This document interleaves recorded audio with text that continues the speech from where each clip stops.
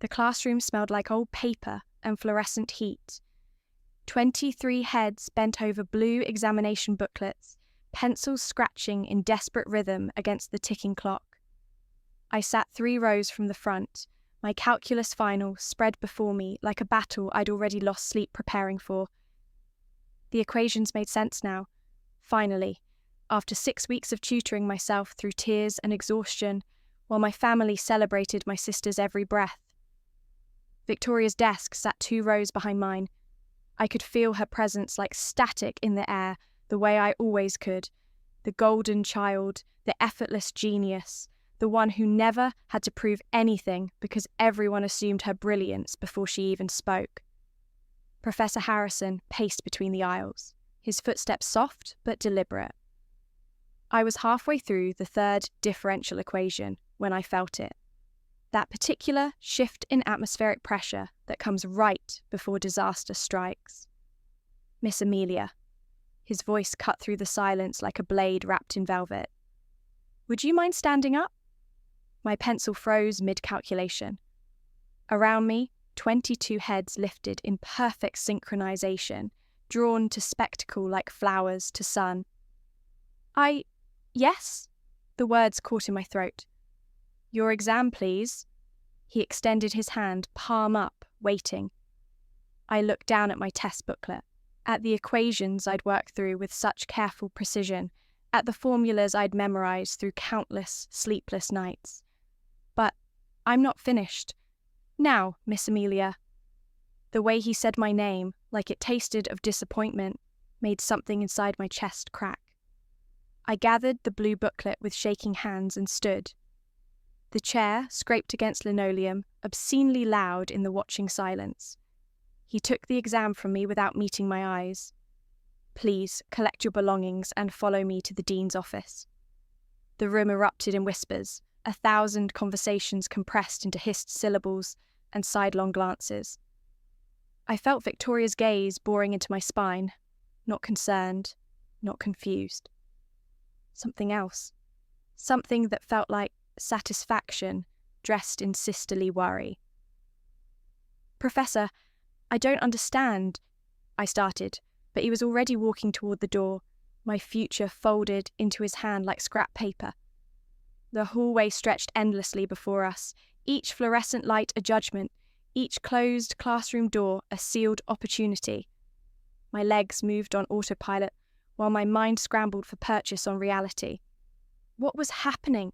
What had I done? The equations had been correct. I was certain of it. I'd checked them twice, the way I checked everything, terrified of the mistakes that seemed to define me in my family's eyes. There have been allegations, Professor Harrison said without slowing his pace, of academic dishonesty. The words hit like a fist to the stomach. That's not... I would never... Multiple witnesses observed you looking at another student's work. That's impossible. I barely looked up from my own paper. We reached the administrative wing, where the air always smelled faintly of coffee and crushed dreams. Dean Morrison's office door stood open like a mouth waiting to swallow me whole. Inside, I found my parents. My mother sat in one of the leather chairs facing the dean's massive oak desk, her face carefully arranged into an expression of profound disappointment. My father stood by the window, staring out at the campus quad as if he couldn't bear to look at me.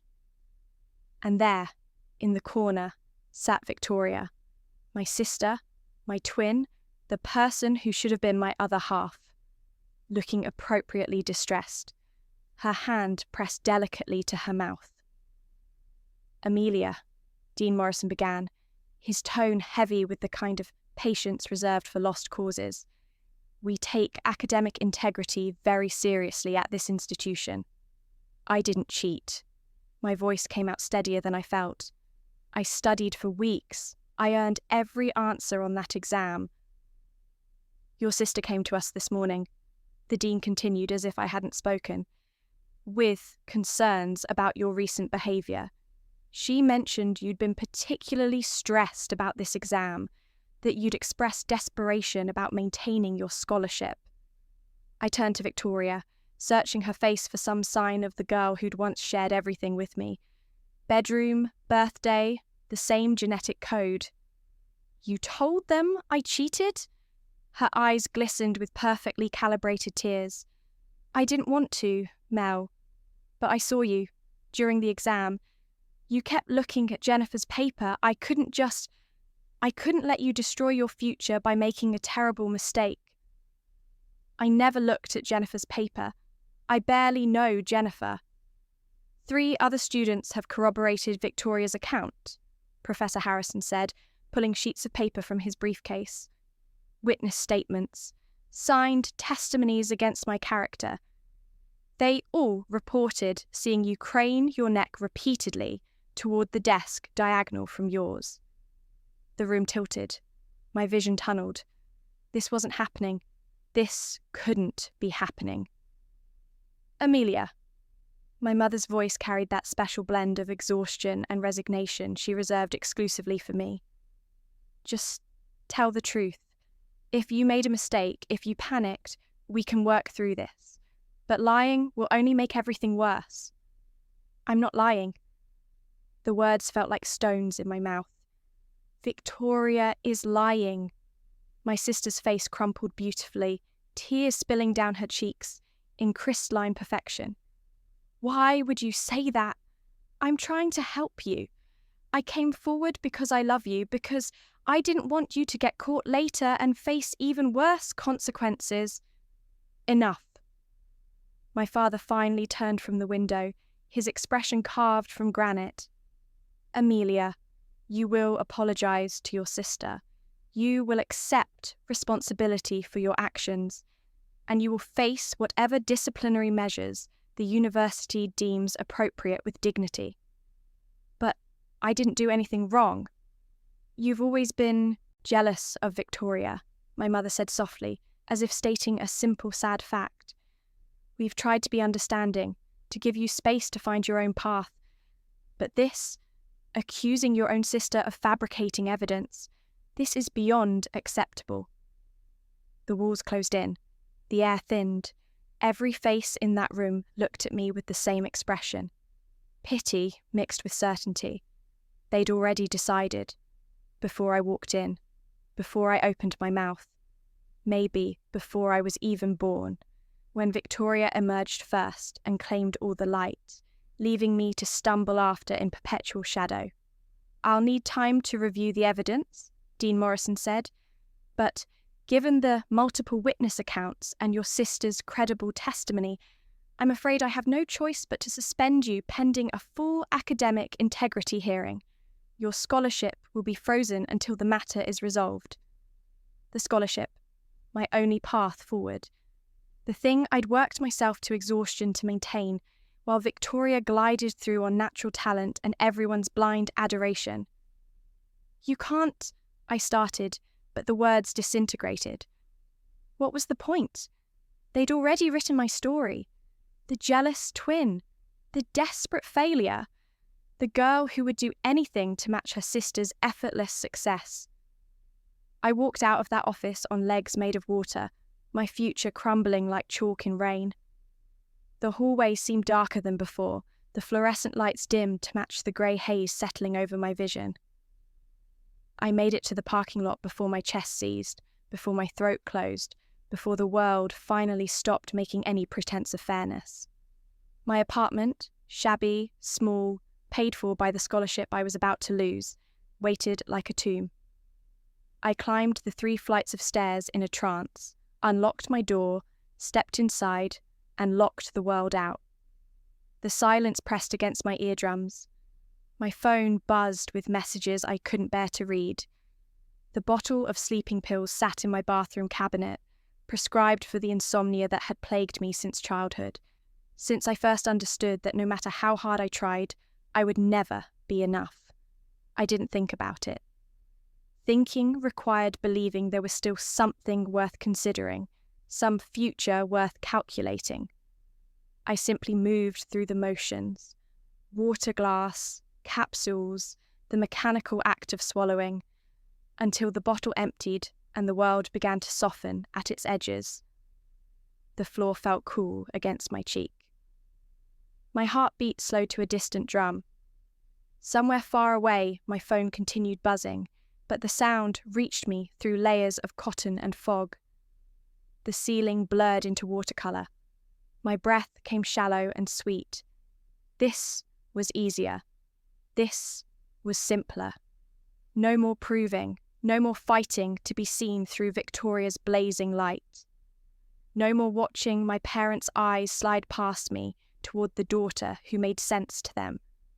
No more carrying the weight of being the wrong twin, the lesser copy, the mistake that existed only to highlight her perfection. The darkness came gently like a blanket pulled up to my chin. My last thought wasn't of anger or regret. It was simply, finally, I can rest. My heart stopped beating, the world stopped turning, and everything went still. Light filtered through my eyelids, warm and insistent. I tried to ignore it, to sink back into the comfortable nothingness, but consciousness dragged me upward like a hook through water.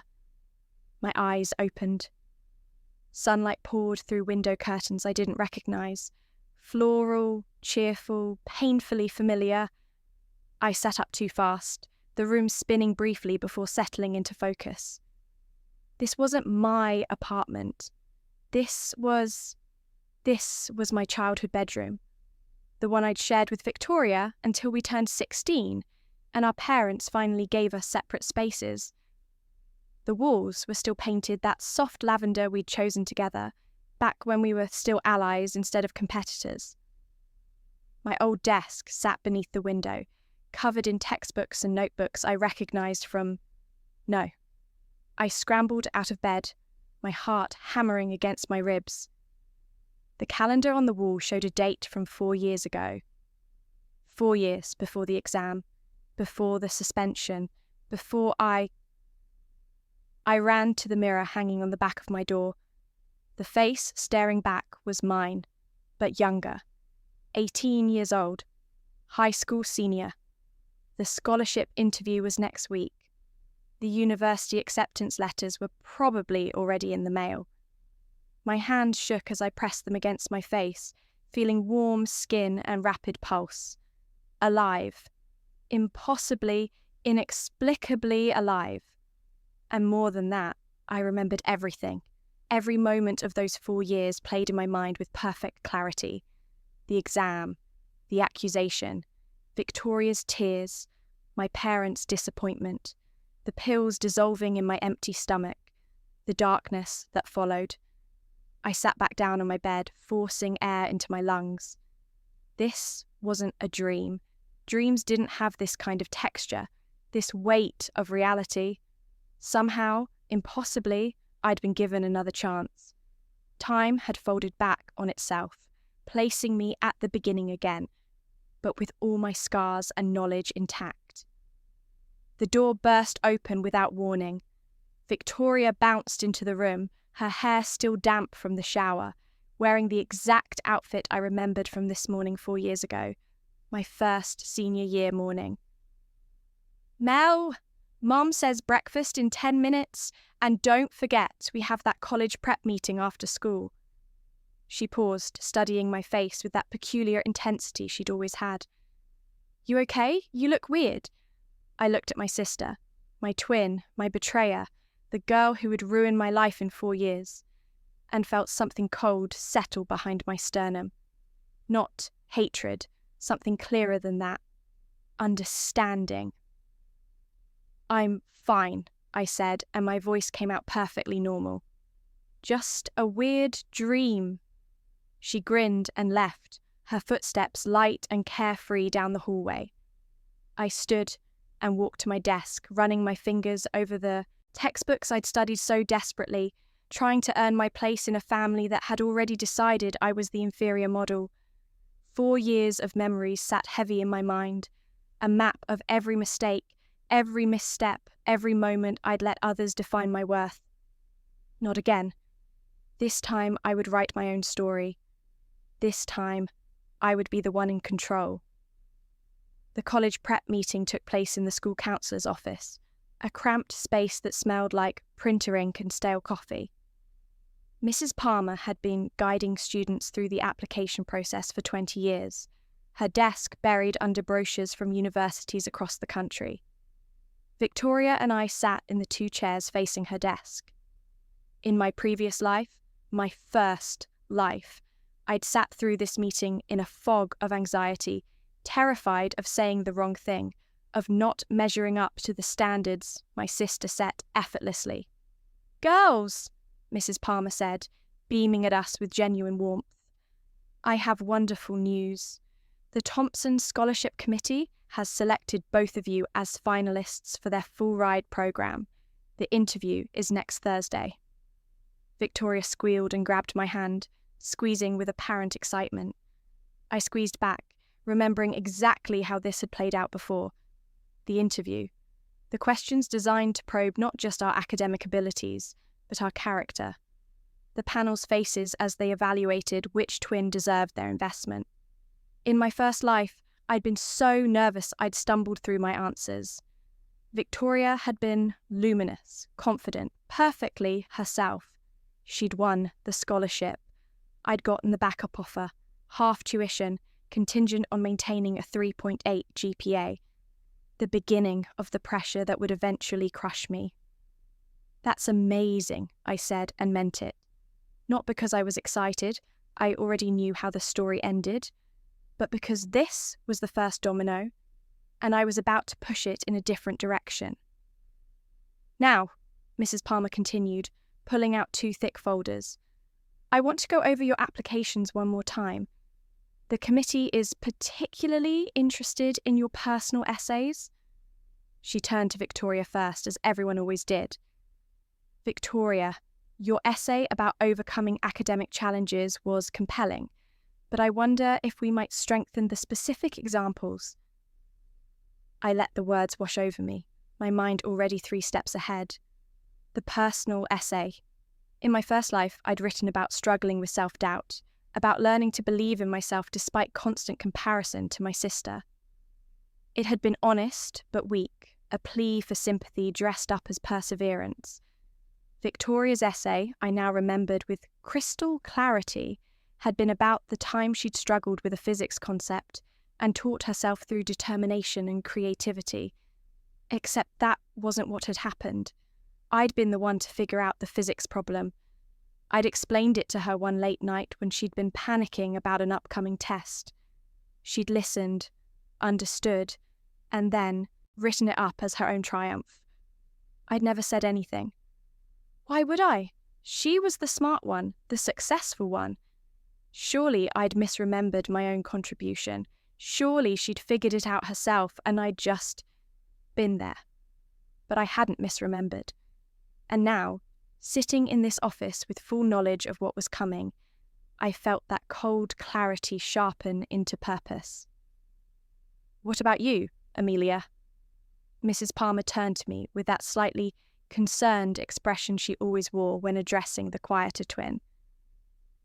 "Your essay was lovely, but I wonder if it might be too introspective.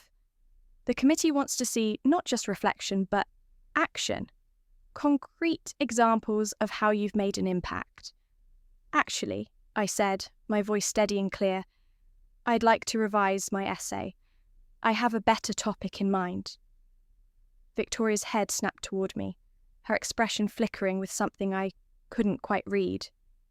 "Oh?" Mrs. Palmer's eyebrows rose. "What did you have in mind?" "I want to write about the science mentorship program I've been running." The words came smoothly because they were true. For 2 years, I'd spent my Tuesday evenings tutoring middle school students in math and science at the community centre. I'd never mentioned it to anyone. Not my teachers, not my parents, certainly not on my scholarship application. It had felt too small, too insignificant compared to Victoria's student, government presidency and debate team championships. But it wasn't small. I'd helped 23 students improve their grades. I'd made complex concepts accessible to kids who'd been struggling. I'd done something real and valuable, and I'd been too afraid of seeming like I was trying too hard to claim credit for it. "That's wonderful," Mrs. Palmer said, her entire demeanour brightening. "Why didn't you mention this before?" "I didn't think it was important enough," I admitted. "But I've realised that the work that feels most meaningful to me is exactly what I should be talking about." Victoria shifted in her seat beside me. I could feel her tension radiating like heat. Over the next 30 minutes, I described the mentorship program in detail, the students I'd worked with, the teaching methods I developed, the satisfaction of watching comprehension dawn on a struggling child's face. Mrs. Palmer took notes enthusiastically, occasionally glancing at Victoria as if seeing the two of us in a new configuration. When we left the office, Victoria grabbed my arm in the empty hallway. "What are you doing?" Her voice was low, sharp with something that might have been confusion or might have been threat. "What do you mean?" "The mentorship program. Why are you suddenly making such a big deal about it?" "Because it is a big deal," I said simply. "I worked hard on it. I'm proud of it. Why shouldn't I include it in my application?" Her eyes narrowed. "You're trying to make me look bad." "I'm trying to make myself look good. There's a difference." She stared at me for a long moment, and I stared back. For the first time in my life, in both my lives, I didn't look away first. I held her gaze until she was the one who blinked, who stepped back, who let uncertainty crack her perfect composure. "Fine," she said. "Whatever. Just don't expect me to help you if you're going to start acting competitive." "I never expected you to help me," I replied, and walked away before she could respond. The week before the scholarship interview, I spent every evening rewriting my personal essay, not in the desperate, anxious way I'd written it the first time, but with clear-eyed purpose. I documented my work with the mentorship program, included quotes from some of the students and their parents, wove in reflections about the importance of making knowledge accessible rather than hoarding it as a marker of superiority. It was, objectively, a stronger essay than anything I'd written in my first life. And it was authentic, every word of it true. Victoria watched me with increasing unease. At dinner, when our parents asked about school, I mentioned the essay revision. Our mother looked pleased but distracted, already turning to Victoria to ask about her debate team's upcoming tournament. Our father nodded vaguely in my direction before launching into a story about a case he was working on. The familiar pattern of attention, or lack thereof, would have crushed me before. Now it simply confirmed what I already knew. My worth didn't depend on their recognition. I was building something they couldn't see yet, a foundation that would hold when everything else crumbled. Thursday arrived with bright sunshine and unseasonable warmth. Victoria and I drove to the university together in her car. She'd gotten her license first, of course, and claimed the vehicle our parents had bought for both of us as essentially hers. The scholarship committee met in a conference room in the administration building. 5 people sat behind a long table, their faces arranged in various expressions of professional interest. Dr. Chen. No, not Chen. Dr. Williams sat in the centre, the committee chair, a woman whose reputation for piercing insight made most applicants tremble. Victoria went first. I sat in the waiting area, listening to the muffled sound of her voice through the door. Confident, charming, perfectly calibrated to impress.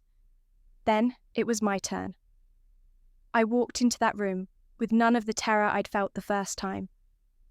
The committee looked at me with polite expectation, their hands folded over copies of my application. "Amelia," Dr. Williams began, "your academic record is impressive, and your teachers speak highly of your work ethic. But what really caught our attention was your personal essay. Tell us more about this mentorship program." I did. I spoke clearly and specifically about the students I'd worked with, the challenges we'd overcome together, the satisfaction of making complex ideas accessible. I talked about 13-year-old Jamie, who'd been convinced she was just bad at math until I helped her understand that she wasn't failing. She'd simply never been taught in a way that matched how her brain processed information. I described the moment of breakthrough, when understanding clicked and she looked at me with such joy it had made me cry later in my car. "Why didn't you include this in your original application?" one committee member asked. "Because I didn't think I deserved credit for it," I said honestly. I've spent a lot of my life believing that the work only counted if someone else validated it first. But I've realised that's backward. The work matters because of what it accomplishes, not because of who notices. Dr. Williams smiled, a small, knowing expression that suggested she understood exactly what I was really saying. They asked about my academic interests, my career goals, my understanding of what the scholarship would mean. I answered each question with the same clear-eyed honesty, no desperate pleading, no comparing myself to my sister, just Amelia standing on her own merit. When I left the interview, Victoria was waiting by the car, scrolling through her phone with affected casualness. "How did it go?" she asked. "Well," I said. "Really well." Something flickered across her face. Surprise, maybe, or concern. She'd expected me to crumble under pressure, the way I always had before. "That's good," she said finally. "I mean, obviously, only one of us can win, but good luck." "You too," I replied, and I meant it. Not because I wished her success, but because her luck wouldn't matter. I'd already changed the story. The scholarship decision arrived 2 weeks later, in a thick envelope that our mother brought in from the mailbox with trembling hands. She called both of us into the living room, where our father waited with his reading glasses already on, prepared to celebrate Victoria's inevitable victory. "Girls," our mother said, her voice wavering with emotion, "the letters are here." She handed Victoria her envelope first. Always first. Victoria tore it open with confident fingers, her eyes scanning the page rapidly. I watched her face shift from certainty to confusion to something harder. "I got the half scholarship," she said, her voice small and strange. "Contingent on maintaining a 3.8 GPA. The backup offer, the one I'd received in my first life." Our parents stared at her, then at each other, then at the envelope still in our mother's hand. The one addressed to me. I took it calmly, opened it carefully, and read words I'd never seen before. "Dear Ms. Amelia Sterling, congratulations. The Thompson Scholarship Committee is pleased to offer you the full-ride presidential scholarship, covering tuition, fees, room, board, and a stipend for academic expenses." The silence in the room felt like a living thing. "Amelia," our father said finally, his voice containing multitudes of confusion. You won the full scholarship?" "Yes," I said simply. "But..." Our mother looked between us, her brain visibly struggling to recalibrate 2 decades of assumptions. "But Victoria has always been..." "Congratulations, Mel," Victoria said, her voice bright and brittle as glass. "That's amazing." I looked at my sister, at the girl who would have destroyed me without hesitation, and felt nothing but calm certainty. "Thank you," I said. The 4 years that followed unfolded like a story I'd already read, but was now rewriting with intention. I went to university on the full scholarship, unburdened by the financial pressure that had crushed me before. Victoria attended too on her half scholarship, and I watched her struggle with the grades that had once come so easily when she'd had my help to rely on. Because that's what I realised in those first few weeks apart. Victoria had always leaned on me. I'd been her safety net, her secret resource, the person who explained concepts she pretended to understand, who checked her work, who covered for her when she struggled. And I'd done it invisibly, so automatically that even I hadn't recognised the pattern, until I stepped back and let her stand alone. Without me to catch her, she stumbled. I didn't help her, not once. When she called asking for assistance with a calculus problem, I told her I had my own work to focus on.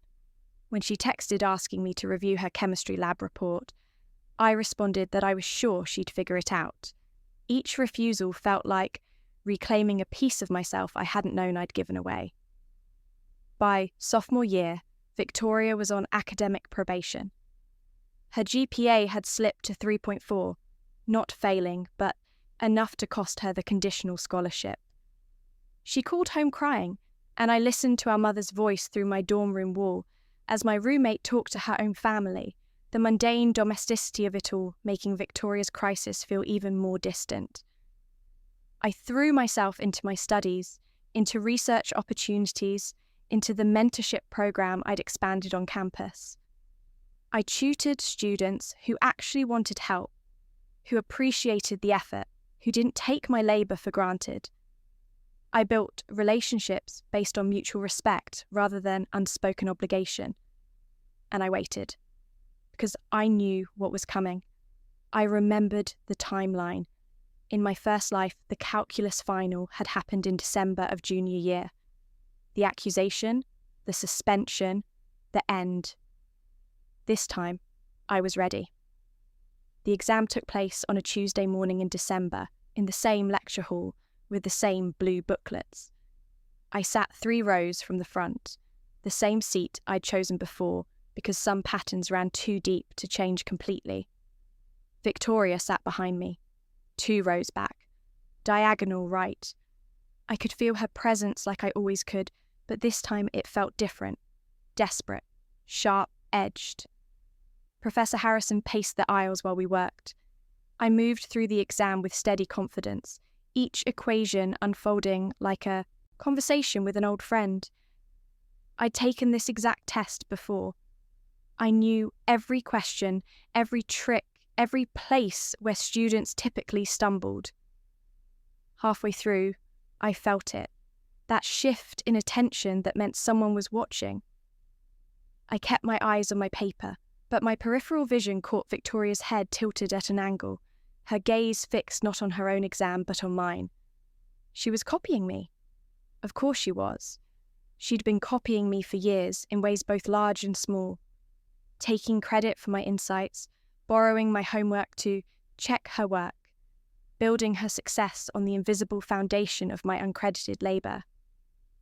I shifted my position slightly, angling my paper more directly toward her line of sight, made my handwriting just a bit clearer, let her see every answer I wrote down. Professor Harrison's footsteps moved closer. I didn't change my behaviour, didn't look up, didn't signal anything unusual. I simply kept working, giving Victoria exactly enough rope. Miss Victoria, his voice cut through the silence. Please, stand up. The room erupted in whispers. I kept my head down, but I couldn't suppress the small smile that tugged at my lips. Behind me, I heard the scrape of Victoria's chair, her stammered protests, the rustle of her exam being confiscated. The same script as before, but with the roles reversed exactly as they should be. Please, collect your belongings, Professor Harrison said, his voice carrying that familiar blend of disappointment and authority, and follow me to the dean's office. I continued working on my exam as if nothing had happened, as if my sister wasn't being escorted out of the room in disgrace. Around me, students whispered and stared, but none of it touched me. I was sealed inside my own calm certainty, protected by the armour of knowing exactly how this story ended. I finished the exam with 15 minutes to spare, checked my work twice, and handed it in with steady hands. Ms. Amelia, Professor Harrison said as I passed his desk. A moment, please. I stopped, turned, waited. I want you to know, he said quietly, that several students came forward before the exam to warn us that your sister might attempt to cheat off your work. They noted a pattern of her asking you for help, seeming to rely heavily on your explanations. We were watching. I see, I said, keeping my voice neutral. You didn't attempt to hide your paper or alert us during the exam. No, sir. Why not? I met his eyes directly. Because I knew my work was my own, and I trusted that the truth would be obvious to anyone actually paying attention. He studied me for a long moment, then nodded. Your trust was well placed. You may go. The dean's office summoned me that evening. I walked across campus in the winter darkness, my breath forming clouds in the frigid air. The administrative building glowed with warm light, deceptively welcoming. Dean Morrison's office looked exactly as I remembered. The same oak desk, the same leather chairs, the same window overlooking the quad. But this time, my parents sat with different expressions. Confused, uncertain. My mother's carefully arranged disappointment was directed not at me, but at the empty chair beside her, where Victoria should have been sitting. Amelia, the dean began, and his tone carried none of the heavy patience I remembered. Thank you for coming. I want to be clear from the outset. You're not in any trouble. We've asked you here because we need to discuss your sister's situation, and we believe you may have relevant context. I sat in the chair they offered, folded my hands in my lap and waited. Multiple witnesses reported seeing Victoria looking at your exam during today's calculus final. Professor Harrison's observations confirmed their reports. We've reviewed her academic record and found a concerning pattern. Excellent performance in classes you share, significantly weaker performance in classes you don't. Can you shed any light on this? My mother made a small sound, something between a gasp and a sob. I could have been merciful. Could have softened it, made excuses, protected my sister the way I'd protected her my entire life. I didn't. Victoria has relied on my help for years, I said calmly. I've tutored her, checked her work, explained concepts she didn't understand. For a long time, I did it automatically. She's my sister, and helping felt natural. But at some point, it stopped being help and became something else. Dependence. She stopped trying to learn on her own because she knew I'd always be there to explain it later. Did she ask you to help her cheat on the exam? Dean Morrison asked. No, but she didn't have to. The pattern was already established. My father spoke for the first time, his voice rough. Why didn't you tell us? Why didn't you say something if she was struggling? I turned to look at him, really look at him, and let him see what I'd hidden for so long. The exhaustion, the resignation, the quiet acceptance that my role in this family was to prop Victoria up while remaining invisible myself. Would you have believed me? I asked simply. If I'd come to you and said Victoria was relying too much on my help, that her success wasn't entirely her own, would you have listened? Or would you have told me I was jealous, that I was trying to tear my sister down? The silence answered for them. Dean Morrison cleared his throat. Victoria has been suspended pending a full academic integrity hearing. Given the evidence and her academic pattern, it's likely she'll face significant consequences, possibly expulsion. My mother wept quietly. My father stared at the floor, and I felt nothing but the calm satisfaction of justice, delivered not through revenge, but through simple truth, allowed to finally surface. I'm sorry, I said, and I was, not for Victoria, but for my parents, who were learning that their golden child was gold-plated rather than solid. But I can't protect her from the consequences of her choices anymore. I have my own path to walk. The hearing took place 2 weeks later. Victoria was found guilty of academic dishonesty and suspended for 1 year. She would be allowed to reapply for admission, but without scholarship support and with the violation permanently on her record. She called me once late at night, her voice wrecked from crying. You could have helped me, she said. You could have said something, done something. You just let them destroy me. I let you destroy yourself, I corrected gently. I just stopped preventing the inevitable. I'm your sister. Yes, and you would have done the same to me. In fact, you tried. The line went silent for so long I thought she'd hung up. Then, what are you talking about? Nothing, I said. Good luck, Victoria. I hope you figure out who you are without me to lean on. I hung up before she could respond. The rest of university unfolded like a story written in clear ink. I graduated summa cum laude, my thesis on innovative teaching methods in STEM education, earning departmental honours.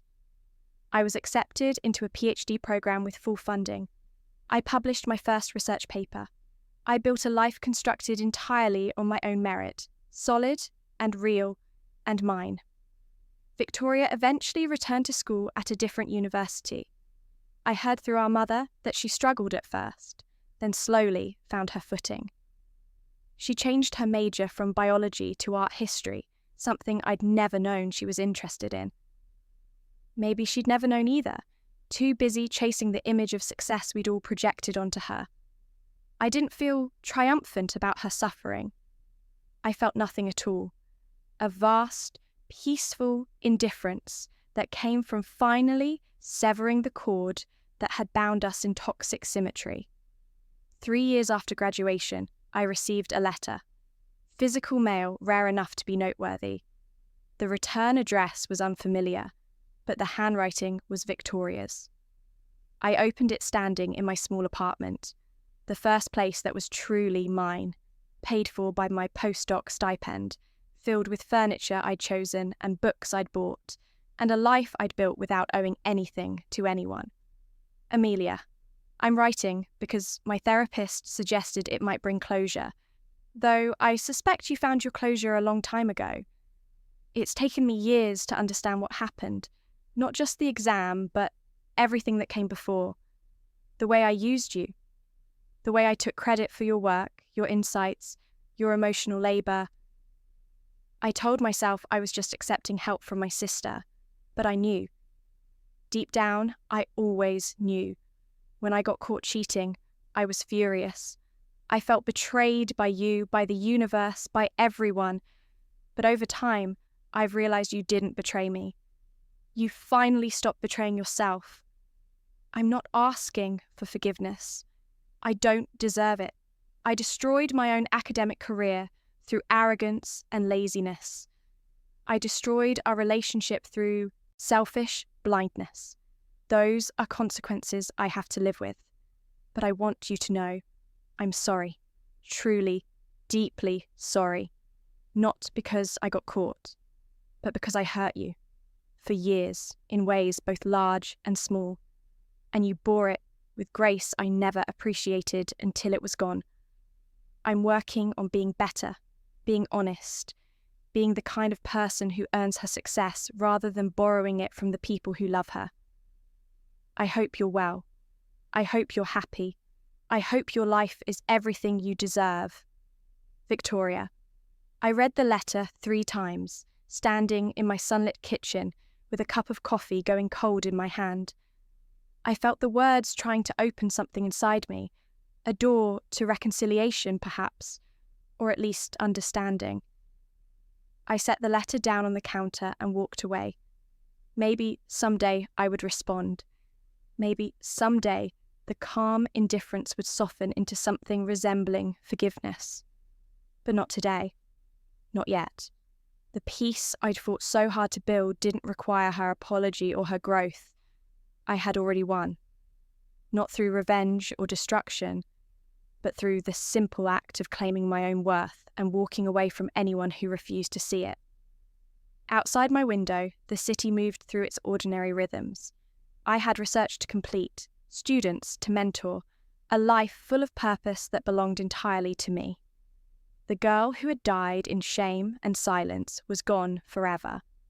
In her place stood someone who had learned the most important lesson.